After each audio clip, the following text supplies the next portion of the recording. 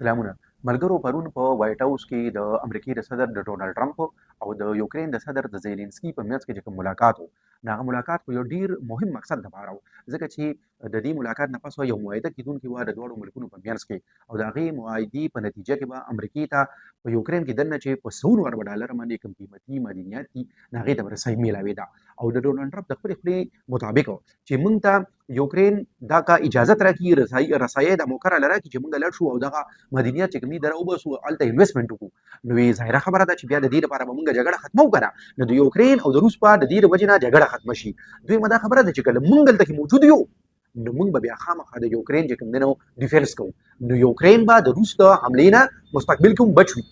نو اگر چې زیلنسکي چې کوم دی اول دې ته تیار نه و چې زه د مدنیاتو د رسایي چې کوم دی امریکې له ورکړم، او ویلي مو بیان یې هم ورکړی چې زه خپل ملک خرڅولی نه شم په امریکا باندې، خو بل طرف ته د تیر 3 کلنه جګړه چې کوم ده نو هغې دومره مجبوره کړی هم دی، او دا ورته هم پته ده چې امریکا چې ده نو هغه په تیر 3 کلنه جګړه کې چې د هغې کوم کردار دی نو هغه د یورپ په مقابله کې سیوا دی، او که د امریکې نه بغیر موږ د روس نه ځان بچ کولی هم نه شو، نو د دې د وجې نه غریب مجبوره شو پرون یې وایټ هاوس ته دوره وه، او دغه دوره هم د دغې لپاره وه چې د مدنیاتو را معاهده وشي او د دې په مقابله کې به یوکرین ته سکیورټي میلاو شي. ان ایکسپیکټډلی هغه معاهده خو ونه شوه او حالات بالکل چې کوم دی بل طرف ته لاړل. دا ملاقات کې دننه یو صدر یا بل صدر څه ووایي چې دا حالات دومره خراب شو او داسې ناخوشګواره پیښه دې جوړه شوه، په دې باندې خبره کوو، خو د ټولو نه اول که چېرې تاسو نه یې خبر چې د یوکرین دا جګړه اخر شروع شوې په څه باندې وه، نو تاسو د دې معلومه وي چې یوکرین هم په هغه 14 ملکونو کې یو ملک و چا چې د روس نه په 1991 یا 92 کې ازادي اخیستې وه.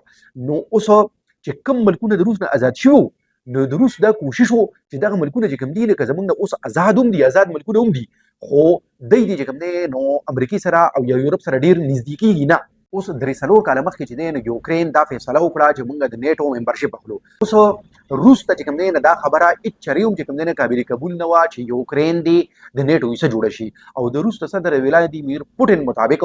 د یورپ او د امریکې دغه فوجي اتحاد چې دی نو دا زما تر بارډر پورې رارسي، نو دا زما لپاره ان اکسپټیبل ده، او که چېرې داسې کېږي نو بیا به موږ د یوکرین خلاف قدم اوچتو او بیا هماغه شان وشو. اوس دې ځای کې که تاسو نه یې خبر چې نیټو څه شی دی، د نیټو د 32 ملکونو یو فوجي او سیاسي اتحاد دی، او دغه اتحاد جوړ شوی په 1951 کې 1949 کې د څه دپاره، د دې لپاره چې یورپ چې دی سپیسیفیکلی ویسټرن یورپ چې دی چې دا د روس د ایکسپینشن نه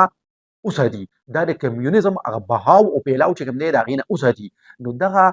معاهده چې کومه شوې وه د نارت اټلانټیک ټریټي ارګنایزیشن په نوم باندې، نو دا د امریکې په قیادت کې شوې وه، او د دې نه یورپ ته دا فایده شوې وه چې د یورپ هغه ملکونه چې هغه د امریکې ملګري دي او د روس خلاف دي، نو اوس که د روس د طرف نه هغوی ته د حملې خطره وه نو هغوی بچ شو، ځکه چې د نیټو د چارټر مطابق په نیټو کې شامل چې کوم ملکونه دي، نو که په دې کې یو ملک باندې هم تھرډ پارټي حمله کوي، نو د ټول نیټو چې کوم ملکونه دي نو د هغوی دا فرض جوړیږي چې هغوی به د دغه حمله آور خلاف جګړه کوي. په دې حال کې وخت تېرېده تر دې پورې چې روس ټوټې شو او روس بیا د یورپ لپاره خطره نه وه، خو بیا هم د نیټو تنظیم چې کوم دی نه په خپل ځای باندې برقرار پاتې شو،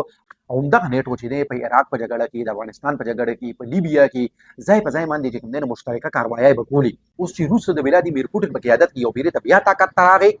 دغه نیټو چې کوم دی نو د هغې افادیت او اهمیت یو پیرې ته بیا راتازه شو. دغه 3 کاله مخکې چې کله یوکرین د دې خبرې اعلان وکړو چې موږ د نیټو ممبرشپ اخلو، نه امریکا یې هم په شا باندې ولاړه وه، یورپ ملکونه یې هم په شا باندې ولاړ وو. اوس دې کې کم ځای کې غلطۍ شوي دي او د هغې نه موږ ته څه سبق دی هغه د دې نه پس وو، خو چې کله مو ولادیمیر پوټین ته مکمل واضحه شوه چې او یوکرین د نیټو ممبرشپ اخلي، نو هغوی بیا په یوکرین باندې حمله وکړه، او دا پرون په 28 فروری باندې راواقع شوې ده، او د دې نه پوره 3 کاله مخکې همدغه د فروری دا میاشت وه چې د یوکرین او د روس جګړه شروع شوې وه. نن د جګړې په نتیجه کې دا حال دی چې د دواړو طرفونو نه په زرګونو باندې پوځیان مړه شوي دي، او جګړه خو په یوکرین کې دننه ده، یوکرین چې کوم سیټیزنز دي کوم وګړي دي نو هغه هم په زرګونو باندې مړه شوي دي، او د یوکرین یو ډېره لویه علاقه چې کوم ده نو هغه روس په خپله قبضه کې اخیستې ده. حالاتو دغه ځای کې یو پلټه وخوړه چې کله ډونالډ ټرمپ الیکشن وګاټو. ډونالډ ټرمپ د خپل الیکشن مهم کې دا خبره بیا کوله چې زه به د یوکرین جګړه ختموم، او چې کله الیکشن وګټو نو د هغې نه پس د روس صدر ولادیمیر پوټین سره په ټلیفون باندې خبرې هم وکړې، او دا یې هم وویل چې په ریاض سعودي عربو کې به ولادیمیر پوټین سره یو ملاقات کوم او په هغه ملاقات کې به د یوکرین د جګړې د ختمولو لپاره حل راوباسو او د هغې نه مخکې یعنې یو هفته مخکې د امریکې وزیر خارجه او د روس وزیر خارجه په سعودي عربو کې ملاقات وشوم او په دغه ملاقات کې نه د یوکرین نماینده موجود و نه پکې د یورپ نماینده موجود و نو حالات مکمل داسې شو چې یوکرین اوس په دې جګړه کې یوازې پاتې دی امریکا ترې لاس اخلي اوس که امریکا ترې لاس اخلي نو یوکرین مکمل د الله په رحم و کرم باندې دی وروسته بالکل بډاګه کېږي او بل طرف ته صرف یوکرین نه بلکې یورپ ورته هم بډاګه کېږي نو یورپ نن په داسې یو موړ باندې ولاړ دی چې مخامخ ورته دوه لارې دي یا خو خپل ځان دومره طاقتور جوړوي چې په خپله د روسو یا بل یو ملک د حملې نه ځان وساتي یا بیا چې امریکا او ډونالډ ټرمپ څه ووایي نو بالکل هغه به مني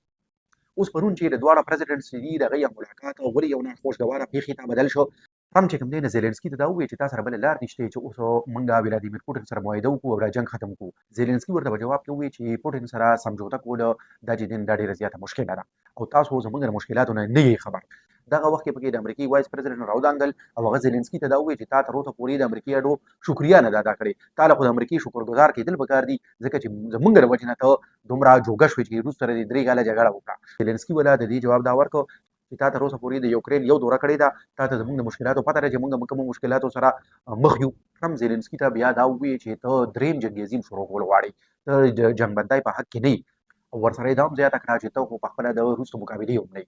او دا یې وویل چې د یورپ فرض جوړیږي چې هغه د یوکرین په سر باندې روس سره جګړه وکړي د امریکې هېڅ فرض نه جوړیږي د دواړه پرزیډنټس په منځ کې چې دغه تکرار کېده نو دا د ټولې دنیا د میډیا په مخ کې کېده یا زیلنسکي خپل ټیم سره چې کوم دی نه د دغې حال نه بهر ووتو د وایټ هاوس یو بلې کمرې ته لاړ او لږ وخت پس چې کوم دی نه په ګاډو کې کېناستل او د هلته نه لړی د ملاقات نه پس زیلنسکي وویل چې ما ته افسوس دی چې دا ملاقات په داسې نتیجه باندې ختم شو خو بیا هم زه به غواړم چې بیا یو پیرې ته چې کوم دی مذاکرات په حل شي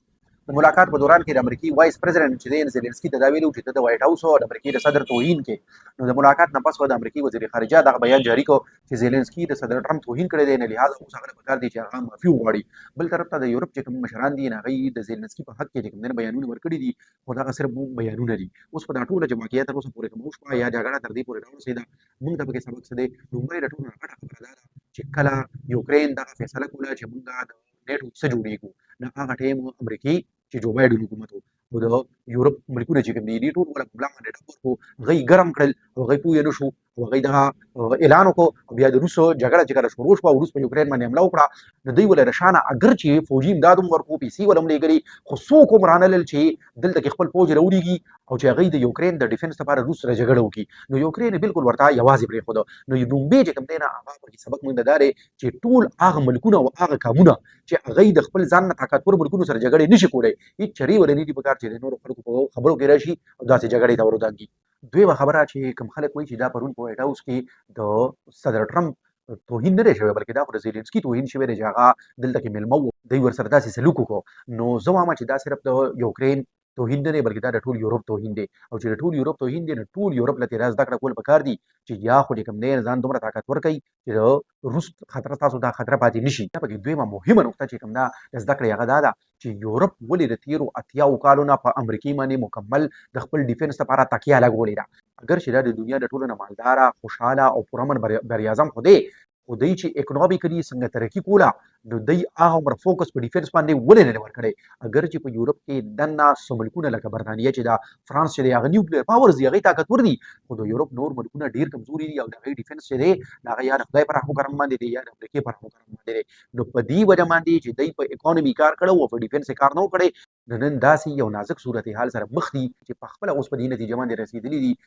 چې زموږ نه په پاس کې غلطۍ شوي دي او په کار ده چې د یورپ ډیفنس اوس یورپ پخپله وکړي مهمه د زده کړې نقطه پکې بله دا ده چې څنګه په امریکې کې ډونالډ ټرمپ راغی او د هغه پالیسۍ مخکې چې کوم پرزیډنټ تېر شوي دي مکمل د هغوی نه بدلې دي نو هر چا له په ذهن کې هر یو قام لا د هغوی لیډرانو په ذهن کې دا پکاري چې دا حالات چې داسې روان دي نو حالات څه ټایم هم بدلېدی شي نو که چېرې حالات دغه څه ټایم هم بدل شي بیا به موږ څه کوو په دې ټول صورتحال کې که موږ وروسته وګورو نو بیا پکې د زده کړې موږ ته دا یوه خبره میلاویږي چې په 1991 کې او 92 کې هغه ټوټې شوي روسو چې په کال 2000 کې کله ولادیمیر پوټین ته حواله کېدو نو دا د چا په وهم او ګمان کې هم نه و چې په نیکسټ 20 ایرز کې به د روس دومره طاقتور شي چې دی به بیا یو پیرې ته چې کوم دی نو یورپ ته خطره جوړه شي او د امریکې سره به ډغرې وړو ته تیار شي زده کړه څه ده زده کړه دا ده چې د ولادیمیر پوټین په شان آیرن مین داسې لیډرس چې چاته هم میلاو شي کم یو قام ته کم یو ملک ته میلاو شي نو هغه خپل ملک د ذلت او د رسوایۍ نه راوچتولی شي او داسې چې کوم دی نو بلندو ته رسولی شي. تاسو ته د دې معلومه وي چې کله ولادیمیر پوټین د روس حکمران جوړ شو نو هغه ټیم ته دا ویلي وو چې موږ سره 10 کاله مخکې چې کوم